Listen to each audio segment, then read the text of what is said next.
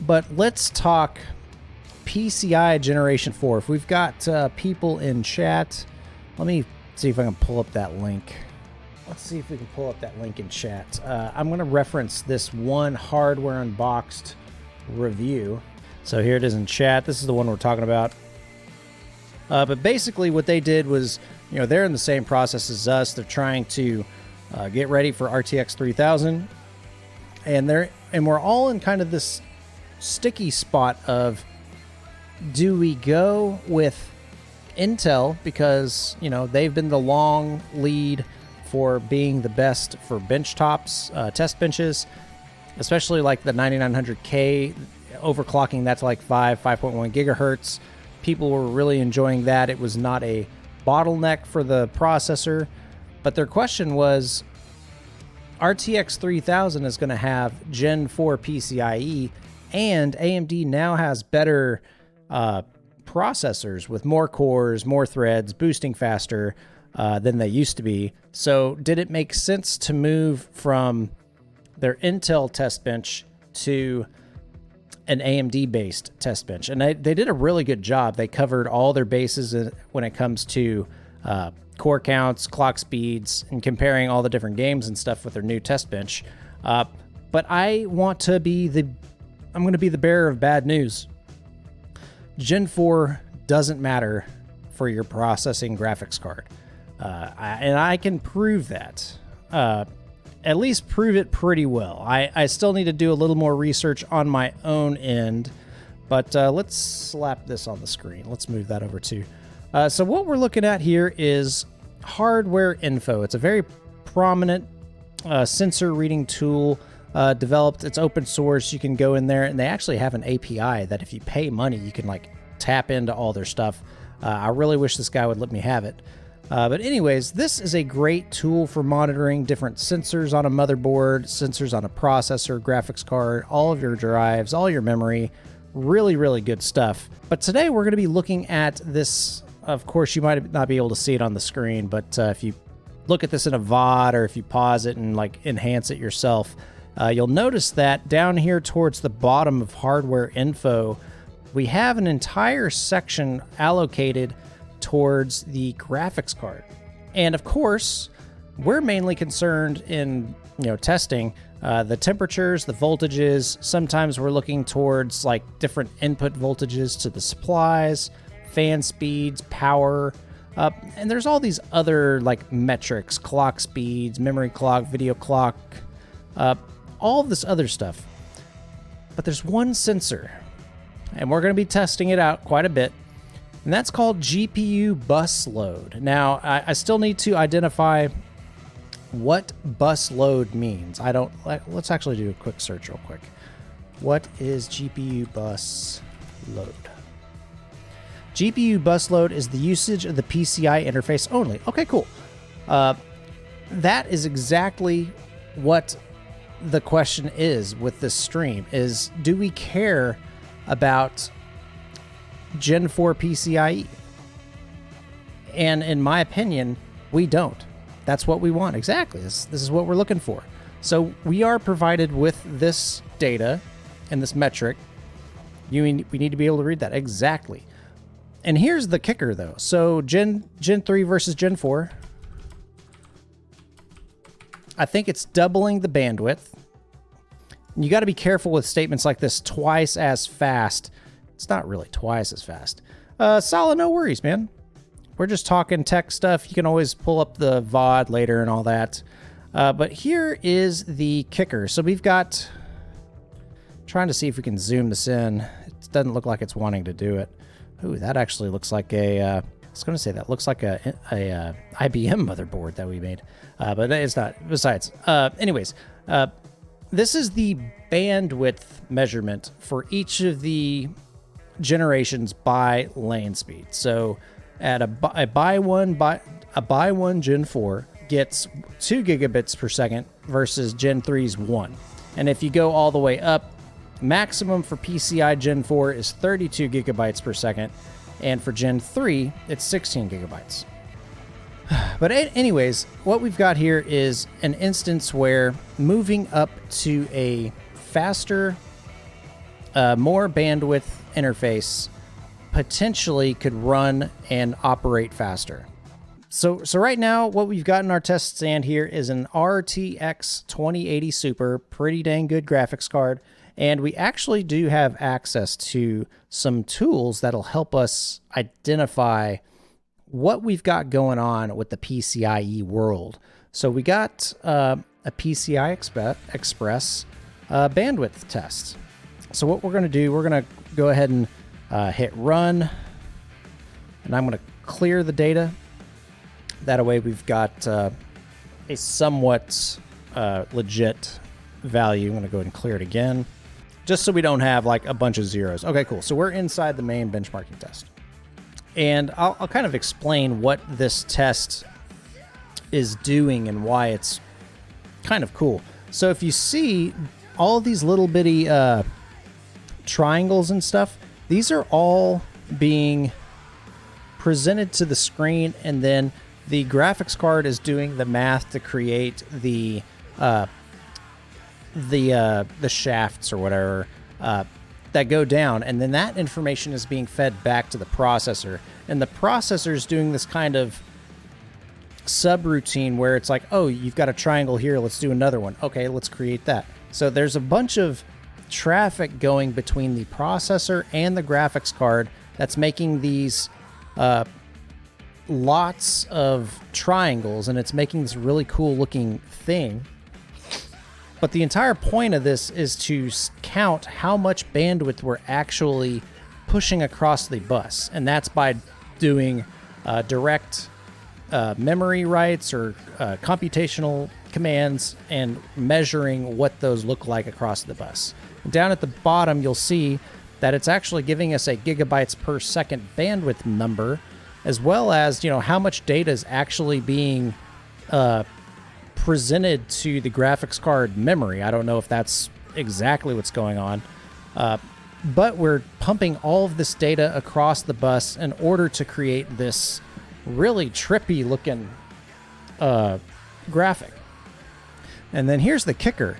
If we go and look back at GPU bus load, you can see that we actually got a maximum bus load of 91%, and we got an average, kind of close, of about 70%. And of course, since time's going on and I'm not logging the data, that number is going to continue to go down because we have no traffic going across the bus right now. So clearly, when we're using the bus and we're driving a lot of traffic, we get a lot of bandwidth. Well, let's do something else. Let's run just a standard benchmark. We're going to run TimeSpy. Now, the problem is going to be, is a synthetic benchmark exercising the interface the same way a real workload would be? And I can go ahead and answer that question. The answer is no. But here we go. We're going straight into TimeSpy. Bryce, if you want to, go for it, man. I mean, this is all open source. Yeah, go for it. I did collect a little bit more data. What I would do is I would do the data logging feature, and that way you can graph out like what the actual GPU load looks like across time, so you can see what it's actually doing. But yeah, go for it, man. And share the results over in my Discord, ! Discord, if you want to join the Turk Force. But the spoiler, in case y'all are curious, is we're not even going to use 20% of the bandwidth on this graphics card, or this PCIe interface. And this is a by16 Generation 3 interface, and if we're only using 20% of the bandwidth, that means we're using like 3.2 gigabytes per second of bandwidth, which is... we can even take a look at the bandwidth numbers again. That's like barely PCI Gen 2. So what I'm thinking is Gen 4 is a don't care today. Gen 4 tomorrow, and when it comes to graphics cards, is again a don't care. But I think we've got some knowledge, and this might be where I'm providing value to the conversation. But we do have some use cases where the PCIe bandwidth is going to be critical going forward, for gaming at least, and that's with the memory utilization. And we'll have to wait till this benchmark finishes so I can finish that thought. Because I've got to keep you guys here. I can't keep pushing the suspense. Thank you for reading that. And so I hope you think about this RTX RX 5000 ray tracing. That's from December. Everything's from 2019. There's a digital trends article, 2020. Another one for January 8th. But I can give just some verbiage to some of the ray tracing stuff. All right. I think we're doing the CPU test now. Yep, we don't care about CPU test because that's just going to dilute our numbers. So GPU load, GPU bus load, maximum of 17% and an average of 10. We'll call it an average of 9. We'll call it 10. But even if we use that 17% bus load number, let's round it up to 20 because we're gracious like that. 20% of the theoretical 16 gigabytes per second is 3.2 gigabytes per second. You can go all the way down to a PCIe Gen 3 by 4 in order to satisfy the bandwidth requirements of my 2080 Super, which I find remarkable. I would have thought it would have been more. But what we can actually go and look at is a real world test. Now, I haven't done a real world test with this yet because I've been a busy boy. Real life does some mad stuff. Let's do F1 2020 because I've found that F1 2020 is has a pretty decent balance between memory performance, CPU performance, and then of course graphics performance. So I think this might be a good one, and it's very repeatable, very stable, and it also bleeds into some of the data that Hardware Unboxed took as well.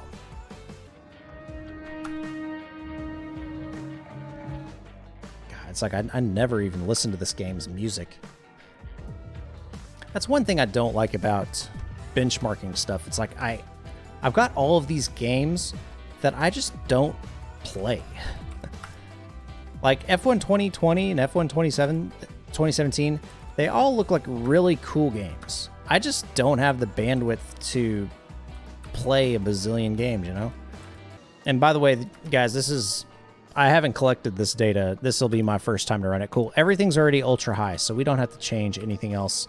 One thing I've noticed is Canada, and I actually did some testing on this, and if you're wanting to benchmark as well, Canada is the worst case map, and at least when it comes from the benchmarks, from a low and average frame rates perspective.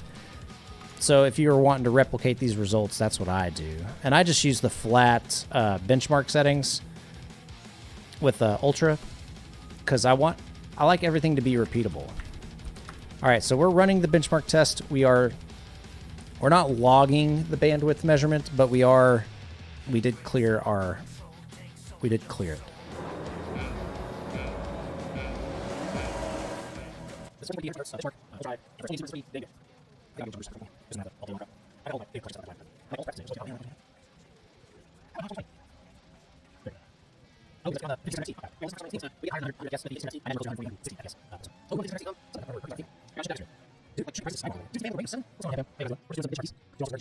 GPU bus load 10%.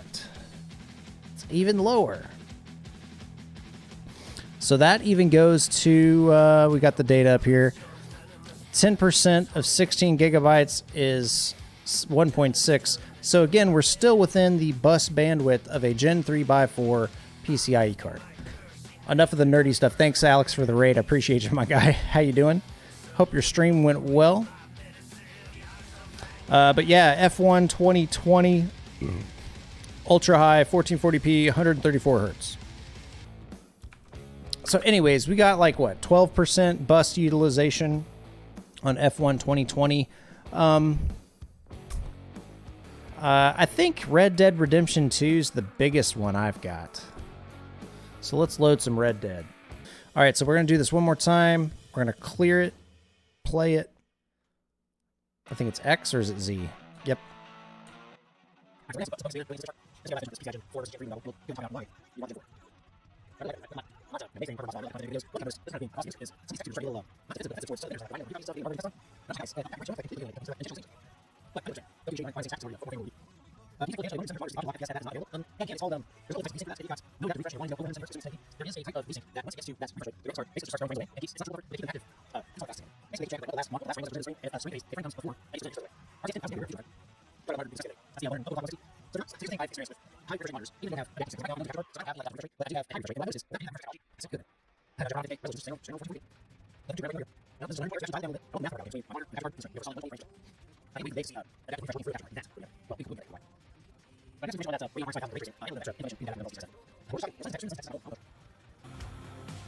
So what I like about Red Dead 1440p preferred quality is this game looks so damn good. And with the 2080 Super, it looks great. I think we're getting right around 80 FPS, which I find amazing because a 2080 Super might not even be enough going into the future of gaming. Because if we're able to pull such detail settings out of, this is what, a 1.5-year-old game, and only getting 90 FPS, imagine what these other demanding games are going to look like. It's called foreshadowing. We'll talk about that.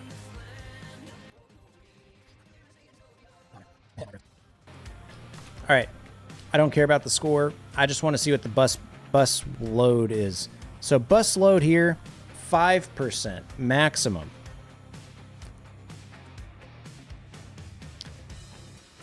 And I find that just crazy. In current gen games, our Gen 3 graphics card, and again, I'm going to have to look more into this bus loads measurement. We are barely tapping into the bus interface, bandwidth at least. But needless to say, we're nowhere near saturating the interface when it comes to bus load. Again, I'll have to look into what bus load means. Wrong button. We talked about the bus utilization as it exists and why going between Generation 3 and Generation 4 isn't going to matter. Well, today it's not going to matter. Tomorrow it might not matter. But going into the future, there's this critical thing that I think more and more developers are going to start doing, and that is offloading RAM usage into the graphics card. So kind of similar to how, if you're familiar with how the new NVINC works with OBS, basically we have kind of reversed how we think of a computing system to be less and less CPU centric and be more GPU centric. So the GPUs are becoming more and more powerful. We're able to actually tell the GPU, hey, go and do this stuff. I'll give you all the information you need to do that, but you're in charge of doing X, Y, and Z. Well, now that we've got this increased bandwidth and we're starting to see larger and larger VRAM buffer sizes, I think there's even rumors that the 3000 series high-end cards could have upwards of 20 gigs of VRAM, which is crazy. I have a feeling that couple that with high-speed storage, NVMe drives, and larger and faster memory just in the system itself, I think we're going to start seeing the GPU and the entire graphics pipeline starting to shift larger and larger data sets to the graphics card in order for the graphics card to kind of handle how stuff is being presented to the screen beyond just saying, draw a triangle here, do this matrix multiplication thing here. I think the GPU is going to become more and more independent when it comes to that. And we kind of see that with the Unreal 5 playthrough on supposed PlayStation 5 hardware that they can do 1440p upscaled to 4K. I think it was at 60 hertz. It might have been 30. But with ray tracing fully enabled, everything was fully enabled. They had cinema quality textures and models and stuff. I just have a feeling, since consoles are starting to leverage this newer age tech, they're getting much more components to it. They're getting a lot more capacity. Studios are not going to be like, oh, the PC's got all this cool stuff, let's start doing it for the PC. I think they're going to be saying, the consoles have all this extra stuff. Let's start developing our hardware engines to better interface with that new technology. So I really do see that Gen 4 could become relevant, but I still think that's like 1 to 2 years away.